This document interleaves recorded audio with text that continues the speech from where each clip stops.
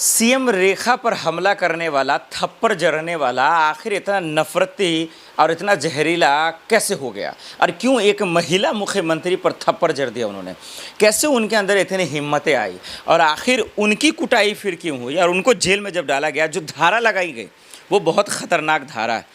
ये समझना है दर्शकों, इस वीडियो में शुरू से अंत तक बने रहिएगा और आपको बताएंगे एक एक तस्वीरें, एक एक वो पल जो सीएम रेखा के लिए मुसीबत बन गया और किस तरीके से देश की राजधानी में बतौर जब एक मुख्यमंत्री महिला महफूज नहीं है, सुरक्षित नहीं है, फिर आम लोगों का सिर्फ अंदाज़ा लगा लिए और खूब हंसिए इन नेताओं पर, हंसिए इस मंत्री पर, कानून व्यवस्था पर, ट्रिपल इंजन की सरकार पर, जितना हंस सकता है हंसिए, क्योंकि आज सिर्फ आप हंस ही सकते हैं।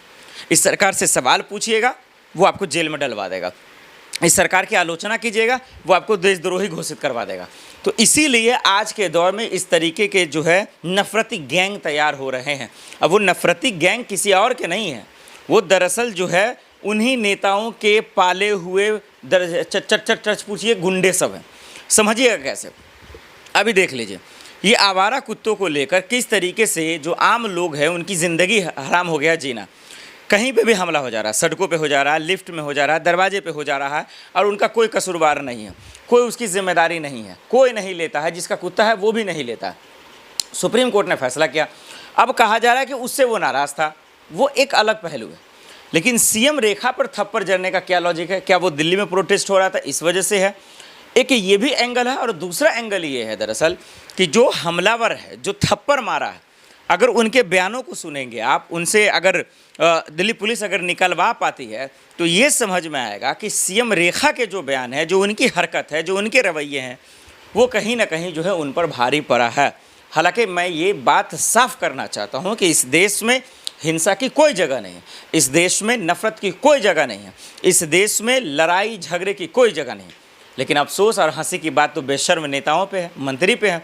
वही लड़ाई भी करवाते हैं, वही झगड़े भी करवाते हैं, वही हिंसा करवाते हैं, वही नफरत भी करवाते हैं। तो क्या सीएम रेखा का कुर्सी पर रहना मुसीबत बन गया? क्या सीएम रेखा जी का शपथ लेना मुसीबत बन गया? क्या बीजेपी ने ही उनको फंसा दिया? ऐसा मैं क्यों कह रहा हूँ?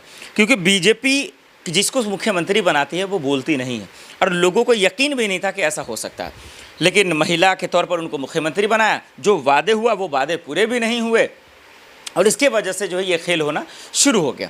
वहीं विपक्ष का कहना था, हालांकि केजरीवाल जी का भी इस पर बयान आया, कांग्रेस का भी बयान आया कि भाई यानी कि राजनीति में जो है मनभेद हो सकते हैं, मतभेद नहीं हो सकते हैं। मतलब आसान भाषा में समझिए कि हमारी राजनीतिक लड़ाई हो सकती है, ये पर्सनल लड़ाई नहीं है। और इस पर जो थप्पड़ जड़ा है उसकी कोई जगह नहीं। ये बहुत गलत है, बिल्कुल गलत बात है। जो मारा है उसको सख्त से सख्त कार्रवाई होना चाहिए, उसको जेल में डालना चाहिए। लेकिन उनके अकल को समझना पड़ेगा, उनके ज्ञान को समझना पड़ेगा, उनके बुद्धि में जो जहर भरा पड़ा है दिमाग में, उसको समझना पड़ेगा कि एक मुख्यमंत्री पर हमला करने की हिम्मत कहाँ से आई उसमें। आखिर कौन उसके पीछे साजिश करता था? और ये भी दिल्ली पुलिस नहीं लगा पाती है, तो फिर आप क्या ही डबल और ट्रिपल इंजन की सरकार से उम्मीद कर सकते हैं आप? क्योंकि उन्हीं का राज्य है, उन्हीं की सरकार है, उन्हीं का कानून है, उन्हीं का मुख्यमंत्री है, और उसके बावजूद लोग महफूज नहीं है मुख्यमंत्री, तो आम लोगों की बात क्या ही कर सकते हैं। सीएम रेखा से नाराज़गी की बहुत सारी खबरें हैं। ये आवारा कुत्तों का भले ही लोग कह रहे हैं, लेकिन और भी बहुत सारी चीज़ें हैं जो उससे लोग नाराज़ चल रहे हैं, और इस बात को समझना पड़ेगा, इस बात को परखना पड़ेगा। और यही वजह है कि आज भी और कल भी जो पूरा सोशल मीडिया पे ट्रेंड होता रहा, ख़ास करके जो है सीएम रेखा जी को लेकर, उसके पीछे की वजह यही है। अब सवाल ये है कि इन तमाम चीज़ों को लेकर बीजेपी करेगी क्या? बीजेपी हाईकमान क्या करेगी? दिल्ली पुलिस क्या करेगी? और जो आए दिन हमलावर बढ़ रहे हैं, हमलावरों की संख्या बढ़ रही है, उनका इलाज क्या होगा, ये समझना हमारे और आपके लिए बहुत ज़रूरी है। अब बताते हैं, सीएम रेखा को क्या बीजेपी हाईकमान हटा देगी? क्या बीजेपी हाईकमान उनको हटाने के लिए सोच रहा है? आइए अंदर की खबर आपको बताते हैं, जो राजनीतिक जानकार है वो क्या कहते हैं, और दिल्ली की सियासत को लेकर चल क्या रही हैं बातें। चलिए वो थप्पड़ कांड को एक साइड में रख दीजिए, आप 2500 नहीं दिए गए उसको भी एक साइड में रख दीजिए, यमुना साफ नहीं हुआ उसको भी एक साइड में रख दीजिए, लोगों के बुलडोजर तोड़े जा रहे हैं उसको भी एक साइड में रख दीजिए। जरा सा आँख खोल कर, दिमाग खोल कर जरा सा समझने और सुनने और देखने की कोशिश कीजिए। जब से बीजेपी की सरकार बनी है, जब से कुर्सी पर उन्होंने शपथ लिया और संविधान की कसम खाई है, आप खुद दिल पर हाथ रख के बताइए, दिल्ली वालों से जरा सा पूछ के देखिए कि क्या उनके दिल में बसने के काम सीएम रेखा जी ने किया? क्या दिल्ली की महिलाओं के लिए उनका काम करने के लिए उन्होंने कोशिश किया? यकीन मानिए, अगर आप देखेंगे तो आप समझेंगे कि जो उन्होंने वादे किए, जो उन्होंने लोगों से विश्वास जताया, उस पर नाउम्मीद खड़ी हुई। यानी कि 2500 का जिक्र कर लीजिए, नहीं पूरा हो पाया। होली का वक्त था दर्शकों, उस वक्त हम लोग दिल्ली में ही थे, अभी फॉरवर्ड न्यूज़ की टीम बिहार में मौजूद है। तो ये पूछा गया वहाँ की महिलाओं से, उस पर भी वो नाउम्मीद हुई, नहीं दिया गया पैसा, गैस के सिलेंडर कम नहीं किए गए, यमुना साफ़ नहीं किया गया। कानून व्यवस्था इतनी लाचार और घिनौना हो गई है जिसका कहना बहुत मुश्किल है।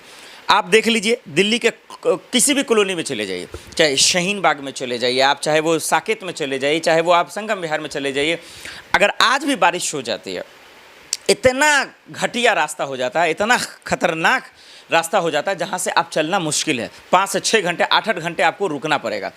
तो इसके लिए क्या रास्ता निकला? ना सीवर का काम हुआ, ना नाले का काम हुआ, ना रोड का हुआ, ना सड़क का हुआ। फिर आप हालात देख रहे हैं। ये नाराज़गी आज दिल्ली की जनता के लोगों में, और वही लोग कहने लगे अब बुलडोजर जो घर उजाड़ने का काम हो।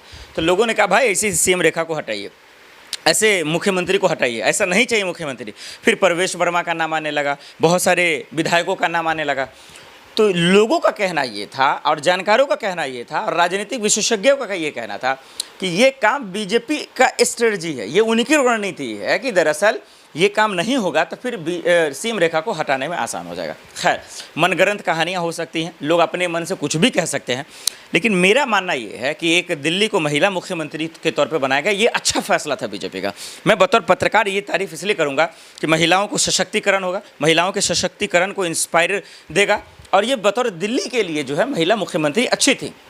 लेकिन अगर जो मैनिफेस्टो में था, जो वादे किए गए, अगर वो हो जाता, 2500 अगर मिल जाते, गैस सिलेंडर के दाम आधे हो जाते, कानून व्यवस्था बेहतर हो जाता, मैं आपको गारंटी के साथ कह सकता हूँ कोई माई का लाल ऐसे मुख्यमंत्री को ना हरा सकता ना हटा सकता था। लेकिन जो खबरें आ रही हैं, जो हम आप कैमरे पे देख रहे हैं, उससे तो यही कहा जा सकता है कि कहीं ना कहीं उन उम्मीदों पर, उन अरमानों पर पानी फिर गया जो सीएम रेखा से किया जा रहा था, बीजेपी से किया जा रहा था। और इन्हीं चीज़ों को देखकर दिल्ली की जनता और कुछ राजनीतिक विशेषज्ञ ये कह रहा है कि ऐसे मुख्यमंत्री को पद से हटा देना चाहिए, बीजेपी को किसी और मुख्यमंत्री को लाना चाहिए, भले नाम किसी का हो सकता है। तो क्या बीजेपी हाईकमान वाकई में ऐसा सोच रही है? क्या उनके मन में चल रहा है? एक और खबर अगर आपको हम बता दें तो आप समझ जाएंगे कि वाकई में सीएम रेखा को हटाने की कवायद क्यों चल रही है, या ये सही है, ये खबर है गलत, वो समझिए।